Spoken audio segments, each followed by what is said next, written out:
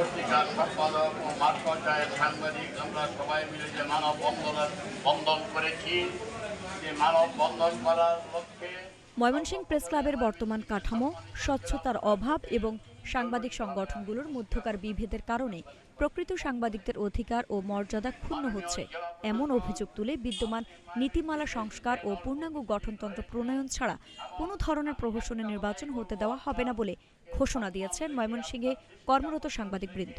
সোমবার সকাল 11:30টায় ময়মনসিংহ জেলা প্রশাসকের কার্যালয়ের সামনে ময়মনসিংহ প্রেস ক্লাব সংস্কার কমিটি ও কর্মরত সাংবাদিকদের আয়োজনে অনুষ্ঠিত মানববন্ধনে এ ঘোষণা দেওয়া হয়। মানববন্ধনে বক্তারা বলেন, দীর্ঘদিন ধরেই অধিকাংশ পেশাদার সাংবাদিক প্রেস ক্লাব সংস্কার করে এর হারানো অধিকার ও মর্যাদা ফিরিয়ে আনার জন্য আন্দোলন করে আসছেন। অপরদিকে একটি অংশ নির্বাচনের বৈধতা নিয়ে উচ্চ আদালতে আইনি প্রতিকার চেয়েছে। এর ফলে প্রেস ক্লাবের অভ্যন্তরে দখলদারিত্ব, স্বেচ্ছাচারিতা ও অপেশাদার কর্মকাণ্ডের কারণে ত্রিমুখী সংকট ও স্নায়ুযুদ্ধ বিরাজ করছে।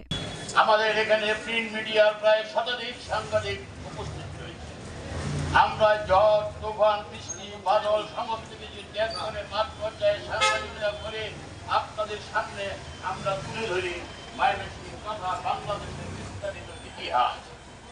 কেন আমাদের প্রতি অবিচার করা হচ্ছে, আপনার কাছে সবিনয় অনুরোধ থাকবে, ময়মনসিংহ সাংবাদিকবাসীর পক্ষ থেকে আপনি একটি বিরল ইতিহাস সৃষ্টি করে যান, যে ইতিহাস সাংবাদিকবাসী এবং সাংবাদিক ভাই বোনেরা আপনাকে স্মরণ করবে অন্তর